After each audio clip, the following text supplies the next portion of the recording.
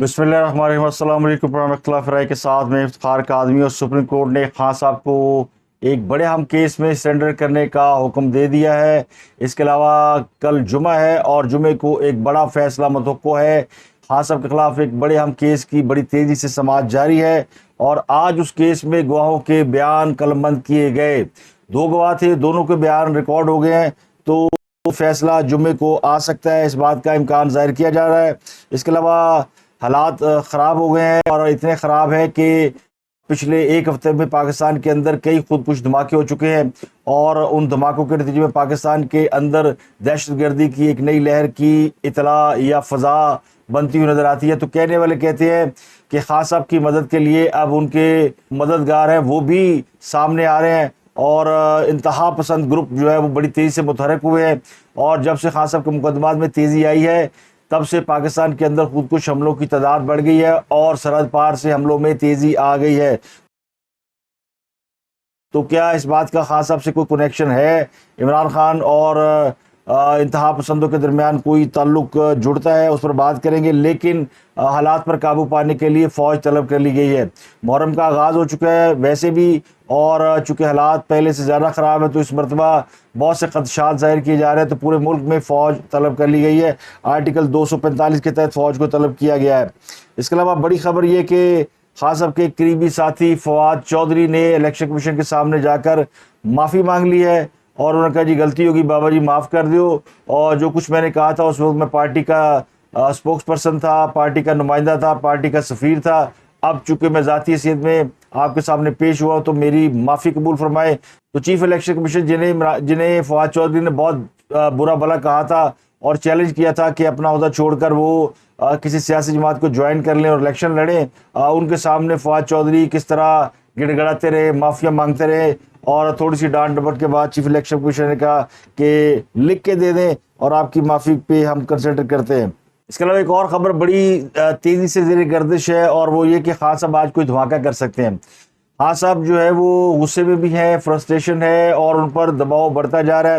ان پر کم از کم 1 درجن سے زائد مقدمات ایسے ہیں جو کہ اپنے منطقی انجام کی طرف جا رہے ہیں۔ تو خان صاحب کی فرسٹریشن بڑھتی جا رہی ہے اور بعض ذرائع یہ کہہ رہے ہیں کہ خان اتنا تنگ آ گیا ہے کہ وہ سوچ رہا ہے کہ وہ خود گرفتاری دے دے، لیکن کس مقدمے میں ان کی گرفتاری ہوگی اور کون انہیں گرفتار کرے گا یہ ان کے قانونی ماہرین بھی نہیں بتا سکے۔ تو اندازہ یہ ہے کہ خان صاحب کی جو ہے گرفتاری سے پہلے ان کی نااہلی ہوگی، نااہلی کا مرحلہ پہلے طے کیا جائے گا، اس کے بعد گرفتاری ہوگی۔ تو خان صاحب کو ایف آئی اے نے بھی 25 جولائی کو طلبی کا نوٹس جاری کر دیا۔ اس کے علاوہ ایک اور نئی جے آئی ٹی بن گئی ہے، وہ جے آئی ٹی بن گئی ہے فیصل آباد میں جو آئی ایس آئی کے دفتر پر حملہ ہوا تھا اور 9 مئی کے واقعات میں فیصل آباد کے اندر جو توڑ پھوڑ ہوئی تھی اس کی ایک جوائنٹ انٹیروگیشن ٹیم بن گئی ہے۔ اس نے بھی خان صاحب کو 21 جولائی کو طلب کر لیا ہے۔ تو خان صاحب کو زمان پارک میں طلبی کا جو نوٹس ہے وہ تھما دیا گیا ہے، اور فیصل آباد تھانہ سول لائن کی پولیس جو ہے وہ لاہور آئی تھی اور انہوں نے لاہور میں خان صاحب کی رہائش گاہ زمان پارک جا کر انہیں یہ نوٹس وصول کرایا اور انہیں کہا ہے کہ وہ 21 جولائی کو جے آئی ٹی کے سامنے پیش ہوں اور شامل تفتیش ہو۔ تو خان صاحب کے خلاف 9 مئی کے واقعات کے حوالے سے متعدد جے آئی ٹیز بن چکی ہیں اور ہر واقعے کی اور ہر مقام کی ہر جگہ کی الگ الگ جے آئی ٹی کام کر رہی ہے۔ تو یہ فیصل آباد کی بھی ایک اور جے آئی ٹی سامنے آئی ہے۔ ایف آئی اے نے عمران خان کو طلب کیا ہے 25 جولائی کو اور ان سے کہا کہ اپنا جو ساز و سامان ہے وہ لے کر آئیں، یعنی جو دستاویزات ہیں، ثبوت ہیں، شواہد ہیں، جو اپنے موقع میں کہنا ہے وہ سامنے لے کر آئیں۔ اور ایف آئی اے جو ہے وہ سائفر کیس کی تحقیقات کر رہا ہے۔ سائفر کے حوالے سے خبر یہ ہے کہ خان صاحب کے خلاف آرمی آفیشل ایکٹ کی خلاف ورزی کی ایک ایف آئی آر بھی اسلام آباد کے کسی تھانے میں درج کر لی گئی ہے اور اسے ابھی ریویل نہیں کیا گیا، لیکن اس ایف آئی آر کے تحت ان کی گرفتاری ہو سکتی ہے۔ تو خان صاحب کو آفیشل سیکریٹ ایکٹ کے تحت گرفتار کر کے ان پر مقدمہ چلانے کی باتیں ہو رہی ہیں، لیکن اس پر عمل درآمد کیا خان صاحب کی 25 جولائی کو ایف آئی اے کے سامنے پیشی سے پہلے ہوگا یا بعد میں ہوگا؟ تو کہنے والے کہتے ہیں کہ ابھی عمران خان صاحب کو گرفتار فوری طور پر نہیں کیا جائے گا اور پہلے ان کی ڈسکوالیفیکیشن جو میں نے آپ کو بتائی ہے اس کے اوپر کام ہو رہا ہے، اور اسی لیے سب سے زیادہ تیزی سے جس کیس پر کام ہو رہا ہے وہ توشہ کیس ہے۔ توشہ کیس کی آج بڑی لمبی سماعت ہوئی اور آج 2 گواہوں کے بیانات تھے، دونوں گواہوں کے بیان ریکارڈ کر لیے گئے۔ اس کیس میں کل 2 گواہ ہیں، 5 گواہوں کے لیے الیکشن کمیشن نے جو درخواست کی تھی وہ درخواست جو ہے وہ منظور نہیں کی گئی، لیکن ابھی کئی گواہ موجود ہیں جو کہ جن کی گواہی نہیں ہوئی۔ یہ جو 2 گواہ ہیں ان میں ڈسٹرکٹ الیکشن کمشنر اور ڈپٹی ڈائریکٹر کانفیڈینشیل، تو یہ 2 افراد ہیں جن کی آج گواہی ہوئی ہے۔ اور اس کیس میں عمران خان صاحب نے حاضری سے استثناء کی درخواست مانگی تھی، اور خاص اب چونکہ آج کل ٹک ٹاک بنانے میں مصروف ہے تو ان کو ٹائم نہیں مل رہا عدالتوں میں جانے کا۔ اور یہ بھی پاکستان کی سیاست کا ایک بڑا دلچسپ پہلو ہے کہ لیڈر جو ہے وہ عدالتوں میں ذلیل ہو رہا ہے، اور اس کے جو فالوور ہیں وہ ٹک ٹاک کو انجوائے کر رہے ہیں اور خوشیاں منا رہے ہیں، بھگڑے ڈال رہے ہیں کہ خان ٹک ٹاک پہ بڑا پاپولر ہو گیا۔ تو یوتھی انجوائے کر رہے ہیں، جو کارکنان ہیں وہ اس بات کو سمجھنے سے قاصر ہے کہ سائفر کیا ہے، اور خان صاحب نے جو غیر شرعی نکاح کیا ہے اس میں ان پہ کیا حد لگ سکتی ہے، کیا سزا ہو سکتی ہے، فارن فنڈنگ کیس کیا ہے، تو وہ اس سے ماورا ہو کر وہ لائف انجوائے کر رہے ہیں۔ اور لائف کی انوائرمنٹ کیا ہے کہ جی عمران خان ٹک ٹاک پہ بڑا پاپولر ہو گیا۔ یہی خان صاحب ہے جو کل جن کا مقابلہ جو ہے وہ نیشنل لیول کے لیڈروں سے ہوتا تھا، عالم اسلام کے لیڈروں سے مقابلہ ہوتا تھا، اور مسلم امہ کا لیڈر انہیں کہا جاتا تھا۔ آج کل ان کا مقابلہ یہ ہو رہا ہے کہ جی ان کے مقابلے میں کون سا ٹک ٹاکر ہے جس کے فالوور زیادہ ہیں۔ تو خاص اب کی ویڈیو جو ہے وہ ورلڈ ریکارڈ قائم کر رہی ہے اور فالوور بہت زیادہ ہو گئے ہیں، تو اب انہیں ٹک ٹاکر یعنی کہنا چاہیے، اب انہیں تحریک انصاف کا چیئرمین کہنے کی بجائے، کیونکہ تحریک انصاف میں تو ان کا اتنا ووٹ بینک ہے نہیں، لیکن ٹک ٹاک پہ جو ان کا ووٹ بینک نظر آ رہا ہے، تو پھر جہاں کی اکثریت ہے اسی نام سے انہیں یاد کرنا چاہیے، اسی نام سے لکھا اور پکارا جانا چاہیے۔ تو اب وہ ٹک ٹاکر وزیر اعظم ہے، تو ٹک ٹاکر وزیر اعظم کے پاس ٹائم نہیں ہے، وہ توشہ خانہ کیس میں نہیں گئے۔ تو جج نے کہا اب یہ تو نہیں ہو سکتا کہ آپ اتنی دفعہ عدالت میں آئیں نہ بہانے بناتے جائیں، تو کیس کب چلے گا، ٹرائل کب ہوگا؟ تو انہوں نے کہا جی کہ ایک پھر نمائندہ آپ کا بنا دیتے ہیں، کسی کو عمران خان کا، ان کے سامنے ہم گواہوں کے بیان ریکارڈ کر لیتے ہیں۔ تو جج دلاور ہمایوں نے خواجہ حارث کو بنا دیا خان صاحب کا نمائندہ، اور ان کے سامنے گواہوں کے بیانات جو ہے ریکارڈ کرنا شروع کر دیا۔ خواجہ حارث نے اس پہ اعتراض بھی کیا، گواہوں پہ بھی اعتراض کیا، اور اس بات پہ بھی اعتراض کیا جی کہ جو ملزم ہے یا جس کے اوپر کیس ہے اس کی عدم موجودگی میں گواہوں کے بیانات کی کوئی حیثیت نہیں ہے۔ تو عدالت نے کہا جی کہ ہم تو اپنا پروسیس پورا کریں گے، اب کسی نے آنا ہے آئے، نہیں آنا تو نہ آئے۔ تو توشہ خانہ کیس میں 2 گواہ تھے۔ پہلے گواہ نے اپنا بیان، پہلا گواہ تھا وقاص ملک، جنہوں نے اپنا بیان ریکارڈ کراتے ہوئے کہا کہ عمران خان نے جھوٹی دستاویزات جمع کرائی ہیں۔ وقاص ملک کا جب بیان ہوا تو انہوں نے بتایا کہ وہ 2022 میں بطور ڈسٹرکٹ الیکشن کمشنر تعینات تھے، اور الیکشن کمیشن نے بذریعہ خط 7 نومبر 2022 کو انہیں اختیار دیا۔ وقاص ملک کے مطابق الیکشن کمیشن نے ملزم کے اکاؤنٹس کی تفصیلات اور کیبنٹ ڈویژن سے توشہ خانہ کی تفصیلات کے لیے باقاعدہ خط لکھے، ریکارڈ منگوایا، اور اس ریکارڈ کے مطابق ملزم نے 2018-19 میں الیکشن کمیشن میں بتایا کہ 4 تحائف توشہ خانہ سے لیے اور 21.5 ملین سے زائد کا چلان جمع کرایا گیا۔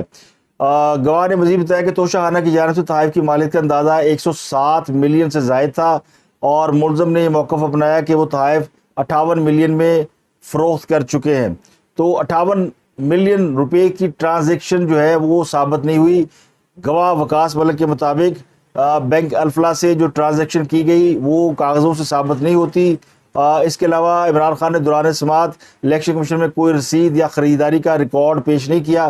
حقائق بتاتے ہیں کہ چیئرمین پی ٹی آئی نے جھوٹے دستاویزات اور بیان الیکشن کمیشن میں جمع کرائے۔ تو یہ پہلے گواہ تھے ڈسٹرکٹ الیکشن کمشنر وقاص ملک، جبکہ دوسرے گواہ مصدق انور نے بھی اپنا بیان ریکارڈ کرا دیا۔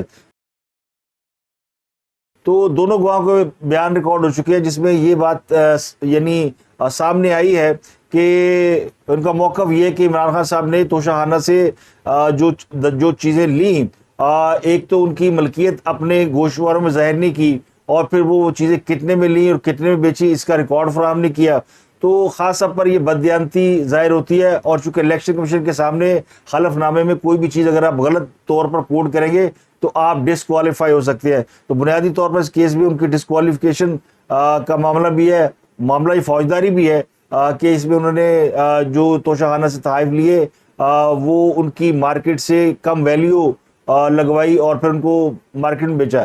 اب اس کیس میں جو بڑے اہم گواہ ہیں جو ابھی تک جن کو عمران خان نے ڈیمانڈ کر رکھا ہے، ایک تو ان کے ملٹری سیکرٹری تھے جو پہلے بریگیڈیئر تھے, آج کل وہ میجر جنرل ہو چکے ہیں, تو وہ بھی گواہی کے لیے تیار ہے, لیکن ان کی گواہی نیب جو وہ کنسیڈر کر رہا ہے, کیونکہ نیب بھی اس کیس کی انکوائری کر رہا ہے. توشہ خانہ کیس میں 5 اور گواہ موجود ہیں جن کا تعلق توشہ خانہ ڈپارٹمنٹ سے ہے, اور ان کے نام دیے گئے تھے, لیکن ابھی ان گواہوں کی ضرورت ہی محسوس نہیں کی گئی, اس لیے جج صاحب نے ان گواہوں کو کنسیڈر نہیں کیا.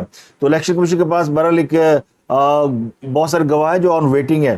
یہ کیس اتنی تیزی سے زیر سماعت آج ہوا ہے کہ جوتیوں کی چیخیں نکل گئیں اور بڑا رولا پڑا رہا, بڑا شور مچا رہا, اور عدالت کے اندر بھی الیکشن کمیشن کے وکلا اور عمران خان کے وکلا میں گرما گرمی ہوتی رہی, بحث ہوتی رہی, اور نوبت یہاں تک بھی آئی کہ شاید ایک دوسرے کو گالیاں نکالے, مارنے پہ یعنی آنکھیں تو دکھائی گئیں, لیکن گریبان پکڑنے یا ایک دوسرے کو مارنے کی نوبت تک, یعنی یہ صورتحال عدالت کے اندر کئی دفعہ پیش آئی. تو جج کو بٹھانا پڑا, ایک وکیل کے ساتھ 10 وکیل کھڑے ہو جاتے تھے.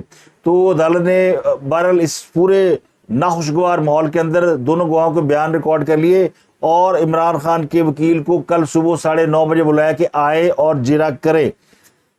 تو خان صاحب جو ہے وہ گھر بیٹھے ٹک ٹاک بنا رہے ہیں, کیونکہ ان کو تو فرصت ہے نہیں. تو توشہ خانہ کیس آلموسٹ ڈن ہو گیا, کل وکیل کی جرا کمپلیٹ ہوتی ہے. اگر کل جمعے سے پہلے کمپلیٹ ہو گئی تو جمعے سے پہلے, ورنہ جمعے کے بعد. اور غالب امکان یہ ہے, جو سورسز کہتے ہیں کہ کل جمعے کو ہی اس کیس کا فیصلہ سنائے جانے کا قوی امکان ہے, اگر خواجہ حارث کی جرا مکمل ہو گئی تو. یہ بڑا امپورٹنٹ کیس ہے جس پر کافی سٹ پٹائے ہوئے ہیں. اس کے علاوہ سپریم کورٹ آف پاکستان نے کوئٹہ میں قتل ہونے والے وکیل عبدالرزاق شر قتل کیس میں عمران خان کو عدالت کے سامنے سرنڈر ہونے کا حکم دیا ہے. عمران خان جن کے کوئٹہ میں وارنٹ گرفتاری جاری ہو چکے ہیں اور خان صاحب ریلیف لینے کے لیے سپریم کورٹ میں جا چکے ہیں, تو 3 رکنی بینچ بنایا گیا تھا. تو اس کیس میں جسٹس یحییٰ آفریدی اور جسٹس مظاہر علی اکبر نقوی یہ بھی شامل تھے. اس کیس میں بڑی دلچسپ سچویشن تھی, جس میں جسٹس یحییٰ آفریدی نے کہا کہ ریلیف لینے کے لیے درخواست گزار کو ذاتی حیثیت میں عدالت کے سامنے سرنڈر کرنا ہوتا ہے. تو چیئرمین پی ٹی اے تو آئے نہیں, ان سے کہیں کہ وہ آئیں اور عدالت میں پیش ہو. جسٹس مظاہر علی اکبر نقوی نے پوچھا کہ کیا عمران خان آج عدالت آ سکتے ہیں, تو لطیف کوسا نے کہا کہ 1 گھنٹے میں وہ آ جائیں گے. جسٹس مظاہر علی اکبر نقوی نے کہا کہ چلے چیئرمین پی ٹی اے کو ہم کہتے ہیں کہ وہ 1 گھنٹے میں آ جائیں تو ہم ان کو ریلیف دیتے ہیں. تو جسٹس یحییٰ آفریدی نے کہا کہ بہتر ہوگا کہ پہلے حکومتی وکیل کا اس کیس میں جواب آ جائے, پھر عمران خان پیش ہو. تو پروسیکیوٹر جنرل بلوچستان نے جواب جمع کرانے کے لیے مہلت کی استدعا مانگی, تو عدالت نے فریقین کو جواب جمع کرانے کے لیے مہلت دیتے ہوئے چیئرمین پی ٹی آئی کو کوئٹہ وکیل قتل کیس میں 24 جولائی کو صبح 10 بجے ذاتی حیثیت میں عدالت کے سامنے سرنڈر کرنے کا حکم دیا ہے. اس کی میں آپ کو بیک گراؤنڈ بتاتا ہوں کہ چند ہفتے پہلے کوئٹہ میں ایئرپورٹ روڈ پر آلمو چوک کے قریب فائرنگ سے سپریم کورٹ کے وکیل عبدالرزاق شر جاں بحق ہوئے تھے. یہ وہ وکیل تھے جو chairman P T I Imran Khan کے خلاف سنگین غداری کیس کے درخواست گزار تھے. 7 جون 2023 کو سنگین غداری کیس کے پٹیشنر اور سپریم کورٹ کے سینئر وکیل عبدالرزاق شر کے قتل کا مقدمہ عمران خان کے خلاف درج کیا گیا تھا. اس کے علاوہ 2-3 خبریں ایسی ہیں جو کہ آپ کے ساتھ شیئر کرنا ضروری ہے. ایک تو پاکستان میں ایک ٹیکس لگایا گیا تھا, سپر ٹیکس. تو اسلام آباد ہائی کورٹ نے مختلف کمپنیز اور اداروں کی جانب سے دائر درخواستوں کو منظور کرتے ہوئے پاکستان میں جو سپر ٹیکس کا نفاذ ہے وہ غیر آئینی قرار دیا ہے. تو حکومت نے سپر ٹیکس کے ذریعے اربوں روپے اکٹھا کرنے کا اعلان کیا تھا, اور ساگڈار نے گزشتہ ماہ اپنی بجٹ تقریر میں یہ بتایا تھا کہ سپر ٹیکس 500 ملین روپے سالانہ یا اس سے زیادہ کمانے والوں پر لاگو ہوگا. اصل بجٹ میں یہ تجویز 300 ملین روپے سالانہ کمانے والے افراد پر تھی, لیکن بعد میں شرائط نرم کر کے اس کو 500 ملین تک رکھا گیا. پھر فروری میں تمام صنعتوں کے لیے 4% سپر ٹیکس کی منظوری دی گئی تھی, اور ابتدائی طور پر کچھ صنعتوں پر 10% اور کچھ پر 4% ٹیکس بھی لگایا گیا تھا. اس فیصلے کے خلاف لاہور ہائی کورٹ کے جسٹس سردار اعجاز اسحاق خان نے اسٹے آرڈر دے دیا. تو یہ یعنی ٹیکس کے اوپر عدالت کا فیصلہ پاکستان اور آئی ایم ایف کے درمیان جو معاہدہ ہے اس کی بھی نفی کرتا ہے, اور پاکستان کو آئی ایم ایف کے ساتھ اپنے معاہدہ پورا کرنے میں پرابلم آ سکتی ہے. اس کے علاوہ پاکستان میں گزشتہ کئی دنوں سے خودکش اٹیکس ہو رہے ہیں. کل رات بھی کل رات بلوچستان میں ریگی چیک پوسٹ پر حملہ کیا گیا, اس میں 2 افراد شہید ہوئے. آج صبح خیبر پختونخوا کی تحصیل باڑہ کے کمبائنڈ گیٹ پر دہشت گردوں نے اٹیک کیا. 2 لوگ تھے جنہوں نے خودکش جیکٹیں پہن رکھی تھی اور وہ اسلحے سے لیس تھے. انہوں نے اس کمپاؤنڈ پر حملہ کیا جس میں بہت سارے ادارے تھے. اطلاع پہلے سے موجود تھی. پولیس کے مطابق جو کمپاؤنڈ ہے اس میں 2 دہشت گردوں نے حملہ کیا. ایک حملہ آور نے مرکزی دروازے سے اور دوسرے نے عقبی دروازے سے داخل ہونے کی کوشش کی. دونوں کو بلاک کیا گیا اور اس واقعے میں 4 پولیس اہلکار شہید ہوئے, کئی زخمی ہیں. دونوں دہشت گرد جو فائرنگ سے مارے گئے اور اس میں خودکش حملے کے دوران جو فائرنگ کی گئی وہ بھی خاصی ہے. اور باڑہ بازار تحصیل کمپاؤنڈ جو دھماکہ ہوا اس میں 10 افراد زخمی بھی ہیں. اور یہ گزشتہ 48 گھنٹوں میں چوتھا حملہ ہے خیبر پختونخوا میں. اس سے پہلے ایک حملے میں 3 پولیس اہلکار جاں بحق اور 20 اہلکاروں سمیت 21 افراد زخمی ہوئے. حیات آباد میں FCC کی گاڑی پر حملہ ہوا جس میں 8 اہلکار زخمی ہوئے تھے. کل رات ریگی میں نامعلوم افراد نے جو چیک پوسٹ ہے اس کے اوپر SMG رائفل سے فائرنگ کی ہے اور 2 پولیس اہلکاروں کو اس میں شہید کر دیا ہے. پھر مردان کے علاقے کاٹلنگ میں پولیس اور دہشت گردوں کے درمیان فائرنگ کا تبادلہ ہوا ہے, اس میں ایک مبینہ دہشت گرد ہلاک ہوا ہے. اس کے علاوہ بلوچستان میں بہت سے اٹیک ہو رہے ہیں. تو یہ جو ایک حملوں کا سلسلہ شروع ہوا ہے اس کو پاکستان کے سیاسی حالات کے تناظر میں بھی دیکھا جا رہا ہے اور یہ بھی دیکھا جا رہا ہے کہ چونکہ خان صاحب کے دور حکومت میں افغانستان سے کالعدم TTP کے 40,000 افراد کو خیبر پختونخوا میں لا کے آباد کیا تھا, جو بعد میں پھر دوبارہ ڈسپرس ہو گئے. اب اطلاعات یہ کہ یعنی پچھلے دنوں آرمی چیف نے اس بات کا اشارہ دیا تھا کہ یہ دہشت گرد جو ہے افغانستان کے راستے پاکستان آتے ہیں اور طالبان جو ہے ان کو روکنے میں ناکام ہے. تو اب پاکستان نے طالبان سے اس حوالے سے مذاکرات بھی شروع کر دیے اور ایک خصوصی نمائندے آصف درانی وہ اس وقت افغانستان میں افغان حکومت سے مذاکرات بھی کر رہے ہیں. تو کہنے والے کہتے ہیں کہ یہ خان صاحب کو جو ہے وہ یعنی یہ خان صاحب کے سہولت کار ہے جو مشکل وقت میں چاہتے ہیں کہ پاکستان کے اندر حالات اتنے خراب کیے جائیں کہ فوج جو ہے اس کی توجہ ان معاملات کی طرف جائے اور باقی کے جو معاملات ہیں خان صاحب کے اوپر جو دباؤ ہے مقدمات کا وہ کس طریقے سے کم کیا جائے یا انہیں ریلیف دلایا جائے. ایک اور خبر یہ کہ بجلی کے بلوں میں ٹی وی فیس کے ساتھ اب ریڈیو کی فیس بھی شامل کر دی گئی ہے اور حکومت نے فیصلہ کیا ہے کہ بجلی کے بل میں 35 روپے ٹی وی اور 15 روپے ریڈیو فیس عائد ہوگی. تقریباً 50 روپے عوام سے اضافی طور پر وصول کیے جائیں گے. پہلے ہی لوگ جو ہے وہ بجلی کے بلوں کے ہاتھوں پریشان ہیں اور اب اس میں یہ بھی شامل کر دیا گیا ہے. دوسری طرف بجلی کی جو پیک آورز ہیں ان میں 2 گھنٹے کا اضافہ کر دیا گیا ہے اور یہ پیک آورز شام 6 سے 10 کی بجائے 5 سے 11 بجے تک رات جو ہے وہ چلیں گے اور یہ 3 فیز میٹر پر پیک آورز کا اطلاق ہوتا ہے جس سے صارفین کو اب 34 روپے کی بجائے 50 روپے فی یونٹ ادا کرنا پڑیں گے. تو یہ کوئی اچھی خبر نہیں ہے. اس کے علاوہ بڑی خبر یہ کہ الیکشن کمیشن نے باضابطہ طور پر آج اعلان کر دیا کہ الیکشن پرانی حلقہ بندیوں کے مطابق ہوگا اور 12 اگست کو اگر اسمبلی تحلیل ہوتی ہے تو ہم 11 اکتوبر سے پہلے الیکشن کرا دیں گے. اسپیشل سیکرٹری برائے الیکشن کمیشن ظفر اقبال صاحب نے ایک تقریب میں یہ بات کی ہے اور انہوں نے کہا جی کہ نئی تاب اصلاحات کے مطابق الیکشن کرائیں گے لیکن فہرست سے پرانی ہوگی کیونکہ MQM بار بار یہ کہہ رہی کہ جی نئی جو مردم شماری ہے اس کے مطابق الیکشن کرایا جائے اور نئی حلقہ بندیاں کی جائے, جس پر الیکشن کمیشن کا کہنا ہے یہ کہ اس میں 4 ماہ کا عرصہ درکار ہوگا. تو ابھی فی الحال پرانی جو حلقہ بندیاں ان کے تحت ہی الیکشن ہوں گے اور الیکشن کمیشن نے اس کی تیاری مکمل کر لی ہے. اس کے علاوہ خان صاحب نے کل اعلان کیا تھا کہ وہ بڑا دھماکہ کر سکتے ہیں اور اپنی کوئی انسینسرڈ گفتگو سامنے لے کر آئیں گے, ایسی گفتگو جو اب تک ان کے سینے میں دفن ہے یا وہ کئی اہم راز ہیں جو کہ وہ کھولنے جا رہے ہیں. تو کہتے ہیں نا کہ مرتا کیا نہ کرتا کہ مصداق خان صاحب اب کچھ ایسی باتیں سامنے لانے کا ارادہ رکھتے ہیں جس سے ان کو یعنی وہ کنٹروورسی کریٹ کر سکیں اور توجہ لوگوں کی ہٹا سکیں اپنے اوپر مقدمات کے حوالے سے یا اپنے اوپر جو دباؤ ہے اس میں وہ کمی لا سکیں. تو اب دیکھتے ہیں بہت سے لوگ خان صاحب کو سمجھانے کی کوشش کریں کہ خان صاحب اپنے پاؤں پہ کلاڑی نہ مارے, وہ پاکستان کے وزیر اعظم رہے ہیں اور پاکستان کے وزیر اعظم ہونے کی حیثیت سے جو قومی راز ہے وہ افشا نہیں کر سکتے. اگر وہ کریں گے تو وہ مزید جو ہے وہ اس معاملے میں پھنسیں گے. تو خاص طور پر موقف یہ ہے کہ اگر یہ مجھے آرمی ایکٹ آفیشیل ایکٹ کے تحت جو ہے وہ انگیج کر ہی رہے ہیں تو پھر میں باقی کے راز بھی بتا دیتا ہوں. تو یہ دراصل انہوں نے دھمکی دی ہے اور دیکھتے ہیں کہ اس دھمکی پر عمل کرتے ہیں یا کوئی نیا کٹا کھولتے ہیں یا پھر ان کی یہ دھمکی اسی طرح کی دھمکی ہے جس طرح وہ پہلے کئی دھمکیاں دے چکے ہیں. تو اب تک کے لیے اتنا ہی. آپ سے ملاقات ہوتی ہے اگلے ولاگ میں. اپنا گردنوا کے لوگوں کا بہت خیال رکھیے.